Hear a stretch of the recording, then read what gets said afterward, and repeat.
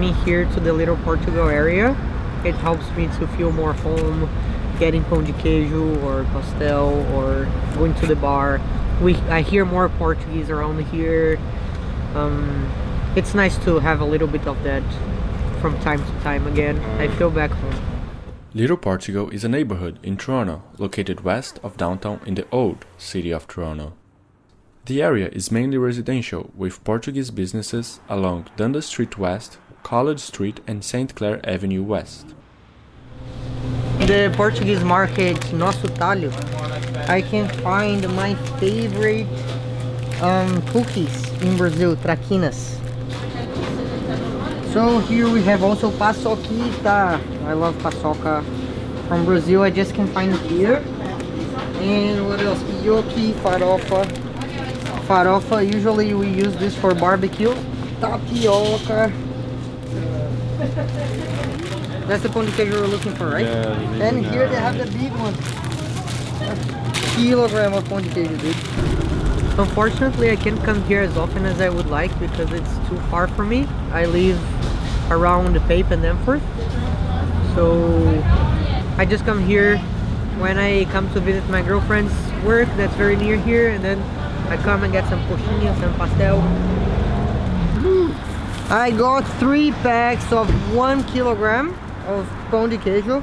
It's like a cheese roll large size. That's what they're saying here. It's like a cheese ball, baked cheese ball that usually we eat on the breakfast in Brazil or as a snack. In the area called Little Portugal, Portuguese immigrants have created a strong sense of community and also one of the most visible ethnic neighborhoods in Toronto. Portuguese immigration to Toronto began on the early 50s when many people left Portugal seeking new opportunities and a better life quality.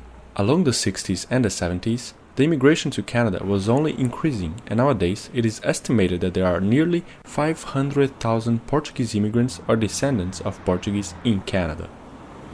We arrived at Samba, my favorite Brazilian restaurant. Throughout the years, the demographics started to change, as other populations that also speak Portuguese settled in the area.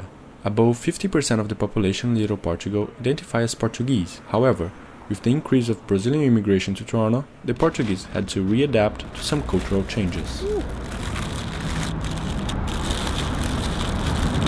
This is pasta.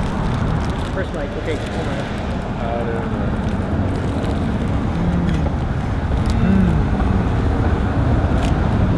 Como é que tá o pastel de vocês aí? Muito bom. Excelente. Come aí. When I go to the Brazilian bar, mostly, it's where I feel the most energy of Brazil, you know, like people watching football in the Sunday afternoon, getting some beer, some appetizers of the beer, and everybody's happy. I don't know, it's a different kind of vibe, you know, that I get only from these kind of Brazilian places around here. It's funny, the contrast of the warmth inside the bar with all that people, and then when I go out I feel the cold and the snow. I've never seen Brazil, so I think that's a funny thing, like you get into that world and then when you go outside you remember you're in Canada actually.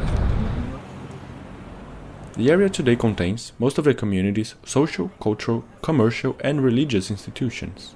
For example, Catholic churches with masses presented in English and Portuguese, and Jornal de Toronto, a newspaper dedicated to the Portuguese speakers living in Toronto. Okay, a funny thing about Brazil is we have 2 kind of people who eats coxinha starting from the top or from the bottom. I am the kind of people who eats from the top. So the importance of having Little Portugal and Brazilian places around is first to cure a little bit of the homesickness we have, but also I feel it's the most interesting part is to bring another people from Mexico or Russia, from everywhere else, to see a little bit of our culture as well. It's fun to share this kind of experiences, to share the food, the song. I don't know, I think it's very important to have always a little community of your own near you, you know.